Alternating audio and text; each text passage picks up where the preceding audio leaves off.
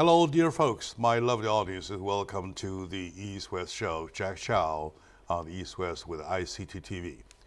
With me today is my good friend, Mr. Chris Shahinian, a wonderful political commentator.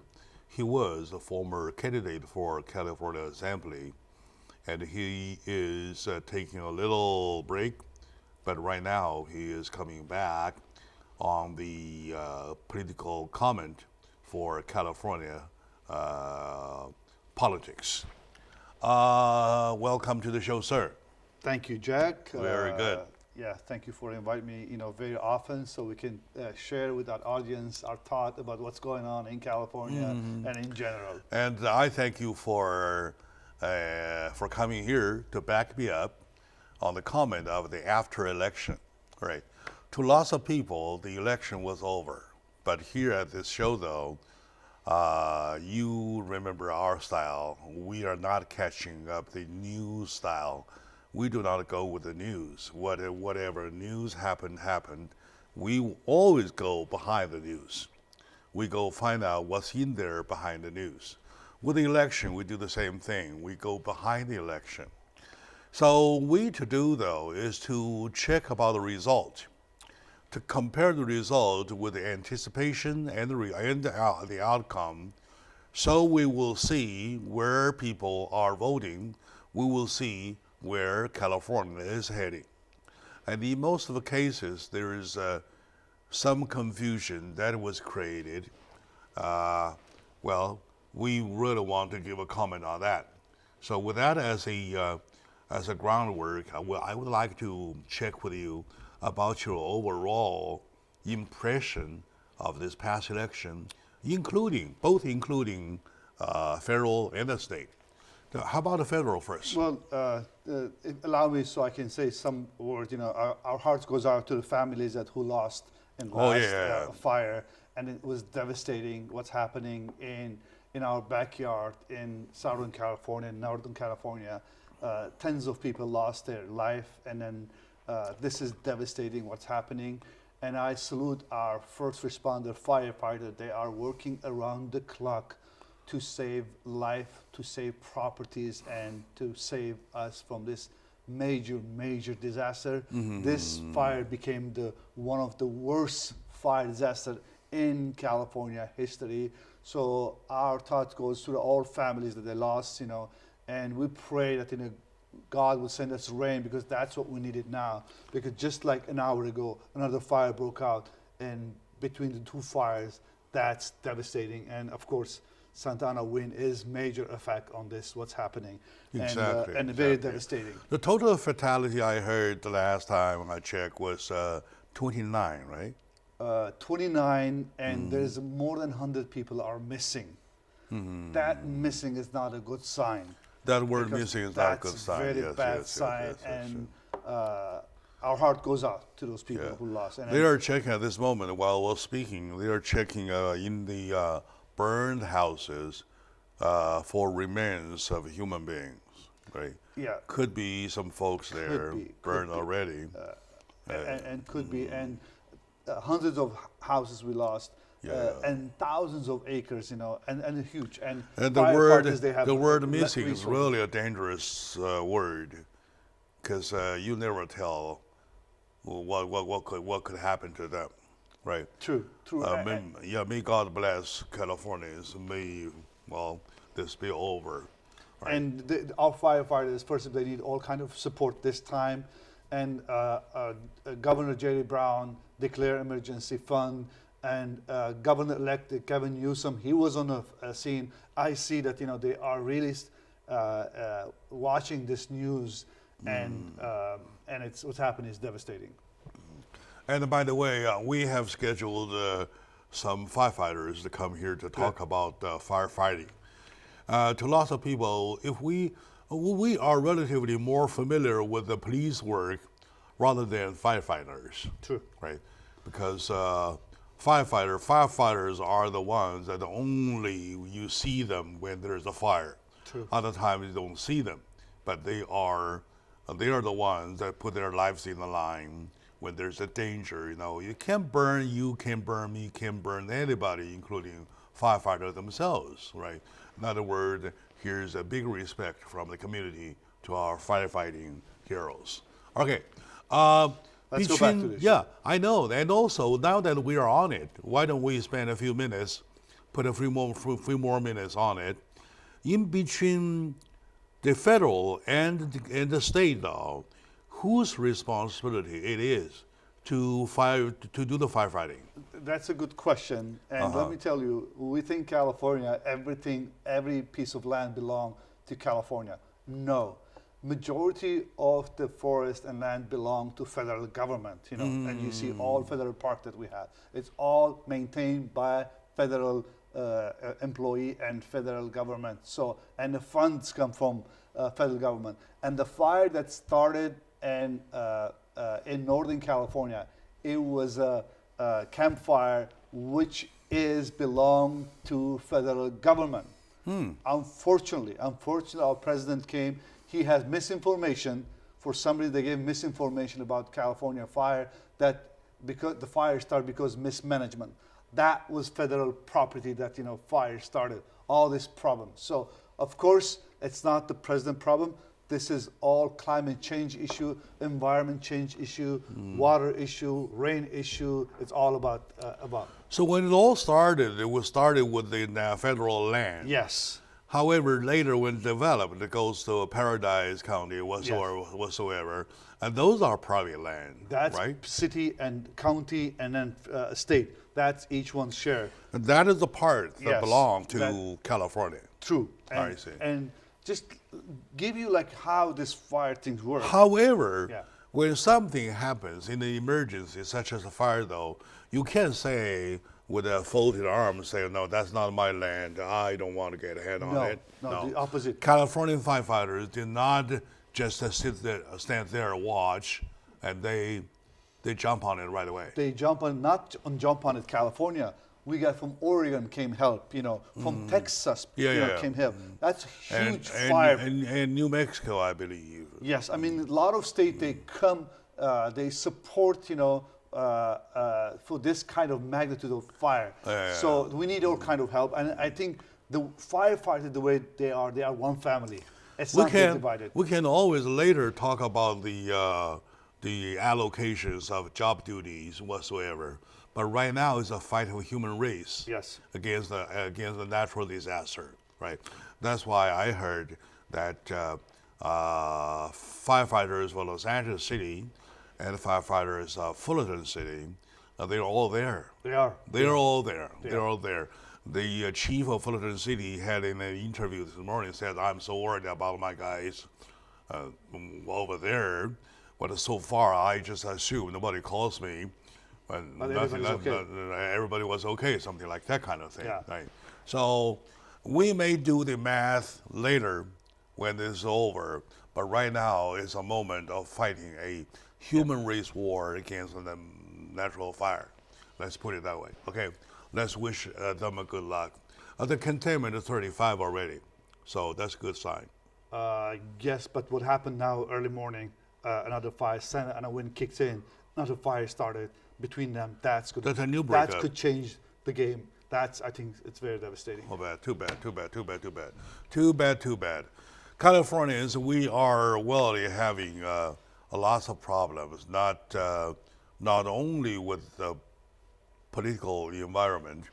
Mother Nature is not cooperating. I say that's all I can say. With the election, though, what is your comment overall? I say when say overall, I'm including the part of federal. Let me just give you summarize what happened 2016. 2016, American citizen, we send a message to the Washington D.C. that we don't want same old. We want change. We want somebody that from outsider to come and bring some change. And 2016 election was a clear message to Washington D.C. that we don't like what you are doing in Congress and Senate. The outcome was President Trump won majority of the state and he became the president. Last 2 years, we experienced what we expect. I am Democrat. I voted for change in 2016.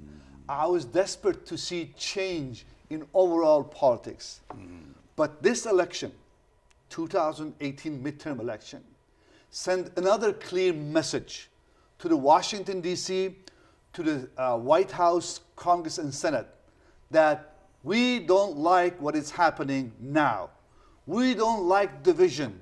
We want our country to come back together, not to divide it. And this message was very, very clear that what is happening between White House and Washington, it's not good. That's the nutshell, the message of 2018. Disapproval for Senate and Congress. That's what you see. New wave of people came to the scene. First time Palestinian female became the Senate. First time Somali became a Congress. Wave of, group of new people, newcomers came to join the Senate seat and the Congress seat. Why? Because people fed up what is happening. All right. Okay, my dear friend, today, in doing the aftermath of election, though, I have my dear friend, Mr. Chris Shahinian, joining me to talk about both at the federal level and the state level. Of course, we're focusing on state level later on about the election. And first, we confirmed the message was read, the message was taken seriously. So that's why something happening, right? That's what we see. All right, let's take a short moment now.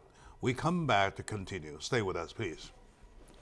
Hello, dear friends, lovely audiences, my dear fellow Americans. Welcome back to the talk about the aftermath of the past election, the midterm election, 2018 midterm election. Well, though a midterm election, it is by scale, by participation, by numbers of voting or whatsoever, is the historical. True. Right, very historical. And lots of record-breaking numbers, so on and so forth. But my friend Chris, in his comment, mentioned about the fact that there are two messages that have been delivered to the White House. Number one was the message from 2016. Number two, message of 2018 delivered to the message. That's why we're seeing what we see now, right? You mentioned one word. We go against division. We don't want division. That's a very strong word. How do you see this time the message being read? Again, what people sending message different, but what's happening in politics is totally different. Before midterm election, Senate was divided between two votes, 49 Democrats, 51 Republican. And if you remember last year when Senator McCain, he casted his vote for Affordable Act, he said, that's shift the whole dynamic of what happened in Senate. And in Congress was a majority of Republican, and there were Democrat was short 23 seats to get the majority. What happened in this election, because of this new wave of suburban women, they voted in more than men this time, and Democrat won more than what they needed to win the majority of House. Now it's completely divided. Now we have Senate majority. We still have a couple of races undecided. Actually, yesterday night, Arizona Senate race was completed, and the Democrat won another seat as a Senate seat. That gave him another seat. But still, two more Senate seats. Florida is going to litigation now. It's all this lawsuits going on between two lines. Now 52 to 48? Now. What? Senate seat. No, 55 to, 53 and 46, I think has changed. So there's three more, but that's big difference, 53. So that could change in a minute because we still have Florida, and that's messy. Florida. Not done yet. Not yet. And Georgia still, there's a lawsuit there, and it's a big mess what's going on. That could change. But Senate, Republican will maintain their majority in the Senate. So that's for sure, because they have more than 51 to take majority. That's changed the dynamic now. Now the Democrats are majority on the House. Nothing will be done. Nothing will be done in Washington, D.C. unless they come together and work. Because in order to pass any legislation, it has to pass from both houses. Senate has to pass, and then House of Representatives have to approve. Now that divided, nothing can be done next 2 years unless they understand the message of people, and they change their dynamic, they change the way they are treating each other, and they start working, which I'm not very optimistic about this. Okay. Nevertheless, there are quite a few people say it is not that bad. It's not a bad situation when the two houses gets in the hands of two parties, right? Each party holds on to one house, and they say to take a perspective from Donald Trump, though. He would rather handle a situation like now than the situation that his party, which is not totally supporting him, handling both parties. How do you comment on that? Historically, yes, it's always, you look at our history, always in midterm election, normally the party majority, they lose their seat. That's historically fact. But this time around, we're not talking about Kennedy's time. Midterm. We're not talking about Reagan midterm. We're talking this time is totally different. Not just the party as divided. Yes, when two houses, as I said, in different party, they have more a reason to come together to work. There are more reason to extend hand to each other. But this time, I think from day one, just imagine. Maxim Waters is going to be the Finance Committee chair. Adam Schiff's coming, intelligence chair. You know what's going to happen? They're going to go after Trump one after another. They're going to make this White House hell. That's not good. Speaking of that not good, though, there's lots of saying, at least some say, that they want to investigate. Lots of investigation attempt are being talked about, and there is also an attempt about impeachment. Do you think that could ever happen? There's a lot of negative feeling now. If you remember last speech that Donald Trump gave in his campaign in midterm election, he gave names. On his speech, putting down certain people. Now they are in power to investigate him. He put them down. He just gave them names, all kinds. Now they are in power, and they're not saying what they're going to do, but knowing what's going on behind the scene, believe me, it's going to be very messy. From day one, it's going to be very messy. Let me tell you, Democrats, we have lots of issues to work. First, they're going to work on Affordable Care Act. That's number one for Democrat list, to-do list. Number two, passing confirmation immigration law. Number two. Number three, those are the important that, environment is number three. Those are the main topic that Democrats are going to focus. But behind the scene, believe me, when they are sitting around the table making the plan for 2019, it's going to be opening back the investigation, Russian, collusion. They're going to go after Trump one after another. They're going to give him a hard time. And I think it's not going to be good for our country. After all, they never stopped giving Donald Trump a hard time, right? It was different though, but on the contrary, what you see You see our economy picking up. You see our unemployment rate is down. You see Dows. You see all good signs. All positive going up. Yeah, positivity going up, right? So that itself has to speak, has to say. Well, so now. Let me say something. Yeah, okay. I want to give Donald Trump credit. I'm a Democrat. I'm going to give him credit. But if you look at the trend, its economy, it didn't start the day he became president. Look, do your homework. I want to be very honest. Look at the trend in the economy. When President Obama inherited his first term, it was a really mess. We were going down. All the economy started going up, slowly until Donald Trump. I'm going to give him credit. Yes, his message was clear, economy, and he deserved that credit. I'm not taking any credit from him. But it's not all him. It's the whole dynamic change that I agree. gave that boost. That was my original take. It is everything combined. True. Everything combined. All efforts combined. And you're talking about history. You're not going to be talking about something you can flip over right away in your True. hand. Yes, it never happened. Yeah. That's true. But the thing is that with that as the status quo versus years ago, people would say, "Hey, yeah, we're not bad. We're doing quite so well." All right. Now this moment you're talking about lawsuits. All right. Literally, you're talking about everybody intends to sue everybody. True. On top, you're talking about impeachment. My question was that: do you think that's likely to happen? Well, let me tell you, there's two. Filing for impeachment, one thing.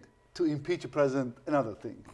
To impeach a president, you need 2/3 of majority of two houses. 2/3 of majority, not just slight majority. No one has that. The House, Senate is divided between now 53, or could be 54, 52, and 48 Democrat. And the House is divided, we have 30 vote above what we expected. So no one has a supermajority. So they can pass, any kind of move to impeach president. But they can try. But reality, everybody knows. People in a party, that's not possible unless it's a different. Can come something different from 2016 Russian election. I mean, that could change the game. But other than that, still, even there's something collusion, Russia, they can find something, they can blame Trump. So you're still saying 2/3 majority. Yeah, you're saying that even though there is a call, so on and so forth, and looking at the houses, nobody gets the supreme Supermajority, yes. absolute majority, right? Yes. So in that case, though, there's nothing of that nature that could really become true, and recall or impeachment or lawsuit, so on and so forth. Though, it's just a talk. Unless Miller gets something, very, very serious. All right, that could change the game. Because if I'm not saying yes, that's what it is. If they see there's a direct collusion between Russia to change it, that could change the game. But nothing like Another that so issue far. we want to talk when we come back, though, and a few days ago we all heard about that Donald Trump fired Jeff Sessions, right? So you want to give a little bit comment about that, please, when we come back. Let's take a short moment now. We come back to talk about that. From that point on, we probably have to move to California. Stay with us, please. Hello, dear friends, my lovely audience, welcome back to the show. Jack Chow on the East West with the ICT TV. Today, doing the after-election math, we have my friend, Mr. Chris Shaheen, invited, a political commentator, a Democrat. I call him a reasonable Democrat because he talks about things with the rationality. So how about that? Well, rationality is the thing we are in lack of big time. You may be on the left, you may be on the right. And because I'm on the left, what you do on the right, you're wrong because you're on the right. Right? So the right say the same thing. I go against you because whatever you say, regardless, I go against you because you're on the left. So left to right, and then there's going to be endless fighting after fighting after fighting. Okay, now back to the discussion. In all the at all the moment though, we heard the big news about Jeff Sessions being fired, right? Mm-hmm. So what's your comment about his being fired? Let me tell you, Jeff Sessions was the first senator publicly supported Donald Trump when he announced that he's going to run for president. Mm-hmm. That's how much he has trust Trump. And Trump awarded him, Donald Trump, when he won, awarded him with this position. Very, very sensitive position that Jeff Sessions was, he got it. But right after election, when this investigation opened, Jeff Sessions publicly said, you know, I want to excuse myself from this investigation because he saw that, you know, that could jeopardize his, everything that he built. And that pissed Donald Trump big time. Because Donald Trump wanted to say, you know what, forget about no investigation, close that chapter. But since Jeff Sessions was a really, I call him really American. So it's not less than you, less than me. But he saw that, you know, he cannot be biased. He cannot be on one side and same time investigate what is happening between Russia and Donald Trump. So that's, you know, make Donald Trump very angry. And he said publicly that, you know, I don't like Jeff Sessions. I want to fire him. You know, he's not what kind of man he is. He put him down.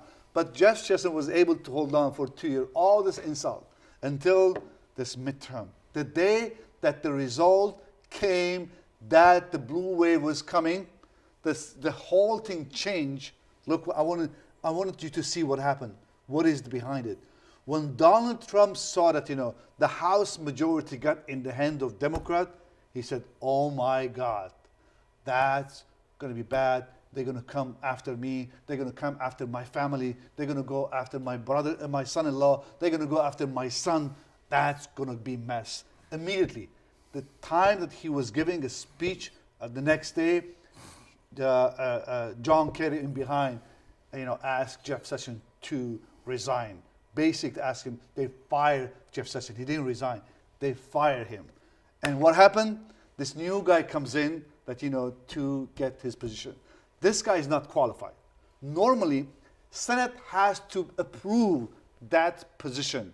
Jeff Sessions has been approved by Senate, not appointed by President, but approved by Senate. That's the way it has been done for years. That's a protocol. So this guy, he's not qualified, but he can serve the best for Donald Trump because he said publicly he is against this investigation. He is against Donald Trump giving up his taxes. So what's happening now, it's very, very dangerous situation. If Donald Trump doesn't see how serious is this can go on constitutional crisis. That's major problem for our nation. And that could be very ugly. I think a lot of people, they suggest him to excuse himself, like Jeff Sessions did. Let's allow this investigation to go continue. But I don't see that's going to happen because Donald Trump wants this to stop. So all fingers are pointing to the investigation, right? Yes. Do you think the investigation will go on? Investigation has to go on, but I don't know if it will go on. I think if this is red line, if they fire Robert Mueller, it's going to be like a Saturday Night Massacre that happened when Nixon fired his Attorney General. That's going to be big. Believe me, it's not going to go quiet. One after another, it's going to be issues. I think that's not good. We don't want another Nixon era. We don't want this. What I want, honestly, this is what I want. Again, I'm a Democrat. I want next 2 years, Democrat and Republican come together, work together, and leave president alone. That's what I'm going to say. I want the media leave him alone. Just like, let's focus on what we can do. Speaking of investigation, though, we owe the public, they owe the public an answer to another investigation, Hillary Clinton's investigation, the Benghazi investigation, the email investigation. Why? And I have no problem if both investigations start at the same time. How do you comment on that? If we do this is what I said earlier. I don't like this the way what we are going. I would like to see the Robert Mueller wrap up this investigation.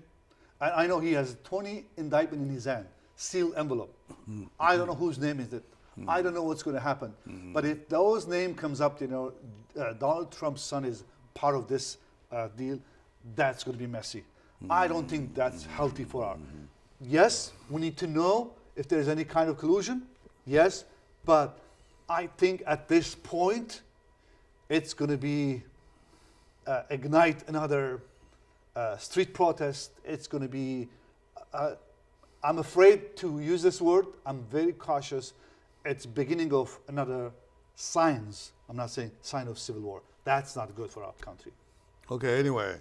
In other words, you're saying that we'd better stop all kinds of investigation, just move on forward. Am I right? I think for the sake of our country, for the sake of our future, I believe what we have seen now, it's not good. What's coming from White House, I don't prove it. Regardless, what's coming, what's behind the scene happening, it's nothing good's coming. People are tired of being divided. People are tired of being made divided, because sometimes they made us divide. Okay, all right. Now a little bit. That's so much on the federal level, and I believe that if we decided we can go a whole day on federal level. However, we have the state to care about, right? So, what did the state election? I mean, the state position, including preposition election, that impressed you? Well, we said earlier, your statement, a lot of people, they said it's good when two party divided the power between the Senate and House, each party. You said that, it's healthy. Historically, that's healthy. What happened in this election in California, Democrat have won 2 Republican California seats, and they have now super majority, veto-proof majority in both chambers. Assembly and Senate. Basically, in California, Democrat can pass any legislation, and they have the veto power to stop any legislation. So, in a way, I'm not very happy. In a way, I'm happy that Democrat won, but again, for the sake of our country, I think we need always balance of power. That's the beauty of our Constitution. Balance of power. Our founding father, they put the great foundation that always, accountability, always, one helping another and then accountable to another. It's happened to California. I'm happy that Democrat, won, but again, so I would like to see balance in power. To my audiences, I owe you the following. If you know me long enough, you will find out that I used to be on the left-hand side. I was very left, right? I'm not saying that I'm a supreme left or extreme left. I'm talking about I tilt to the left. After the past 2 years, especially past 1 year, after seeing that much, I believe that California has gone too far, right? We are going down south too far. And to get to the point, though, lots of people say, it is always due to the fact that one party controls both houses, both the Senate House and the Assembly Houses. It's not healthy. That means that they can pass anything. Anything can pass. And we can see that. We see that with our own eyes. that anything can get passed. Did we have 109, AB 109, right? Did we have Proposition 45, 47, and Proposition 57, and Proposition 65? Remember, we had a seminar talking about 65? And this year it's going to be like... And did we have AB 1810? And did somebody create the AB 186? Unfortunately, that was canceled, that was vetoed, or so on and so forth, right? So those laws putting together give us a smell that we're going south. We're going down south too fast. It is not healthy to do so. Healthy way is to use the pendulum effect. Yeah. Go left, right. It's exactly like driving, right? So how do you comment about California being over a period of a long time that one party ruled the state? Well, it's not a surprise, by the way. This was a surprise after what we have seen, the way California is moving. As I said in last show, if you remember, a lot of conservative moving out from California and a lot of liberals coming to California. That's not good. That's not good. Okay. In general, it's not good. Okay. We don't want one state 90% Republican, another state 90%. We don't want that. That's a sign that we are dividing among our states. We want to have a neighbor that is Republican and another one liberal. So that's the way America is. That's what we understood America is. But what has happened in California, it's not a surprise. I congratulate California, but again, it doesn't mean that this is the time to show that who we are. I think it'd be wise. I'm telling all my Democrats friends, it would be wise if they extend hand to Republicans. Say, let's work together. Yes, we will have the supermajority. Yes, we have, but we want to work together. We're going to make California better. We're going to improve our California. We're going to take care of our environment. We're going to take care of veterans. We're going to take care of business. That's the way it should. We can't go on too far. We can't go on anymore because the way we see California is getting too much on one side, okay? And also, speaking of a division, though, and I have a friend who joined me the other day on the show talking about division, and the division situation is made by legislature, and he had approved to it. He said, number 10, proposition number 10 is a living approval to show that legislators never care about people being divided. Number 10 was... Do you recall number 10? Rent control. About the rent control, yes, right? Yeah, okay. So that automatically separates renters and homeowners. Absolutely. No homeowner, no homeowners would vote yes, and then vice versa. No renter will vote no. True. So do you agree with that? That bill itself, that proposition itself, divides people. There's always division between poor and rich. It's always like that. And, exactly. And that gap, it's becoming wider now. Mm-hmm. So I think, in a sense, that legislation, a lot of people, they were hoping that that pass because they were rent was out of control. But look at who paid the money. Mm-hmm. People, they have homeowners associations.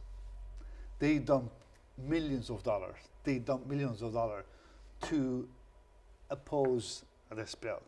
So basically, it's always like that, between not left and right, between two different economic culture that we have. And I believe, again, we are as much as divided in this nation. I truly believe that we need one another. We cannot survive with only blues. All right. Only red. Okay, my friend, let's take a little break and we come back for it. So stay with us. Dear friends, welcome back to the show. Jack Chow with Mr. Shahidin. We're on the aftermath of the past election. The election was over, and the last of us, we do agree that the page been flipped. So, but what's left behind is never over. It's at least not over now. For example, the result of number 6, of proposition number 6, got me knocked off my feet. I was so surprised. I almost tumbled over it. Right. So, how do you feel about the failure of number 6? Before I come to my show, I had an impression that that proposition passed, even though it was confusion. But Jack, he corrected me, and I'm thank you for that. And I was like, kind of came to show that I want to say, what good things happen in proposition. But now I'm very, very disappointed. Very disappointed that that proposition didn't pass because of the language, because what they use as a media, they create confusion. And would you let us know how you were confused? I was confused. I'm the commentator. A political commentator. I didn't confused by which vote yes or no. But the day of the day of the election, I watched the numbers. It was positive, but later changed. Like a lot of things changed in this election. That's why this election is not a normal election. But I am very, very disappointed that the way they manipulate us, the way they confuse people. I believe that we should do revote on that, because a lot of people, they change the language, the way it's worked. Yeah. If you propose a proposition, to be on the ballot, the state take that proposition, they change the wording. To repeal the tax that had been imposed on us 2017 vote, and that was enforced 2018 on July the 1st, right? So we're paying 63 cents more per gallon and $175 more per registration. Yep. For which Californians, so brave Californians, created a signature campaign for a whole year, especially the past summer. Finally, we succeeded, and that's one of the very few times we succeeded. We, number one, get Josh Newman out of the Senate House, who was the one behind the gas tax, right? And number two, we were so successful, we were about one step away from success. That is, we have to finally go to the public approval, public voting, right, to get it legitimized by law. So by law, you submitted the proposition, repeal tax, 65, number 5, proposition 6, submitted in. The moment it's submitted in, they renamed it. They rechanged it from repeal of gasoline tax to eliminating infrastructure funds. I'm devastated. I think we should repeal this, and then we have to go to Supreme Court. Ask this is illegal. This is unconstitutional. What happened? Because people, we signed, millions of people. They want this. How come these politicians, they have so much power to change people's will? I don't understand. This is dirty. Is right. This is dirty. This is unacceptable. This is dirty. Yeah. This is I dirty. think they should respect people's, signature. They should respect that, and they should allow this to be fair, but nothing fair, I guess, in this. All right, and people find themselves. I had a meeting with several of my friends who were supposed to vote yes, on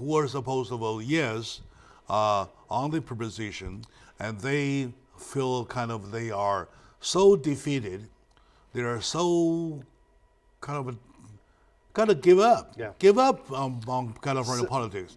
And I even met with a friend who voted no to Proposition 6. He thought he was supporting the gas repeal. Yeah. Of course. He says, of course no tax. Of course I'm not paying the tax. And then the no is borrowed here by shifting ground. the ground is shifted away. They did not know. They originally say, no, no, no, I do not want to pay the extra tax. And then give another one, the guy still say, no, no, no. I think what's going to happen, once we see that the MV charging us more, once we see the gas pump that we're putting, it's getting $5 more, then we're going to regret this. Yeah, this of course. Regret this is the open cheating. Yeah. This is the openly cheating. This is the plundering. Yeah, but what they're going to say, well, we every vote count. This, we count the vote. This is like one thing strange though. Throughout the campaign, the signature campaign, we all together collected 940,000 signatures. Yeah. 940,000, almost 1 million signatures, going say no gas tax. All you needed 383,000 actually. Right, now, the no was borrowed. The latter part of the sentence, well, no tax, right? No and a tax, okay, they were separated. They borrowed the word no and they shift the tax to infrastructure. Very clever, very smart politicians. That's all I can say. All right. And our people in Sacramento did a good job actually. So we're going to regret. Californian, they will regret when they see like DMV. The other day when I was doing this interview with a friend of mine, Mr. Mike Sinfendorfer, and he says we all teach our kids to be telling the truth, to never lie, right? So now that we see with our open eye the government lies, the legislature lies, the politics lies, what do we do? What do we want to tell to our kids? We want to tell our kids, elect good people, and what I think one of the good things that's going to come from this midterm election, I think campaign contribution law it's going to pass during this Democrat that every dollar come from special interest. They have to expose that can change a little bit. And next thing they ask, why are they so relentlessly pushing for the money? Because they need money. Yeah. Am I right? Money by election. Right. Listen, I'm a politician. I run for state senate. Money by election, unfortunately, and they have not campaign money. I'm talking about favor money. Yeah. The political favor money. All right. So now, if you're running for your office, though, I supported you on behalf of whatever union whatsoever. Though, once you take office, you gotta give me something kickback. Unfortunately, that's why I was not elected, because when I was a senator, believe me, a lot of people approached me. I'm being very honest. We're going to give you this much money that you can win your election, but you're going to give us back there. You can ask my campaign manager, my staff. I said no. I said no. I can't, sell my soul. I have family. I have responsibility. I have platform. I have principles. I cannot change. And that's why you're not elected. That's what I was. Yes. That's why you lost. Yes, true. Right? Yeah. That's why you lost. That's okay, what now here we want not to pay the tax, right? The word no being borrowed, and they say, hey, you want to say no to California infrastructure refund, infrastructure funding, and of course, we were denied, we were cheated, right? Yeah. So that is how the politics is. That is how we're cheated by our own legislators. My dear audience, my lovely audiences, this covers the show today. We feel bad. We feel so bad that we're cheated. I believe that if you go back to check about the text, before and after, you'll see what I'm talking about. Before, it was the repeal of gas tax imposed in 2017, so on and so forth, blah, blah, blah. And now it says eliminate California infrastructure funds. So, of course, nobody wanted the state of California stop fixing the road conditions, right? So, okay. With me is my good friend, Mr. Shahidin, and we're having a good time. Hopefully you do too. So we'll see you next time. Thank you very much.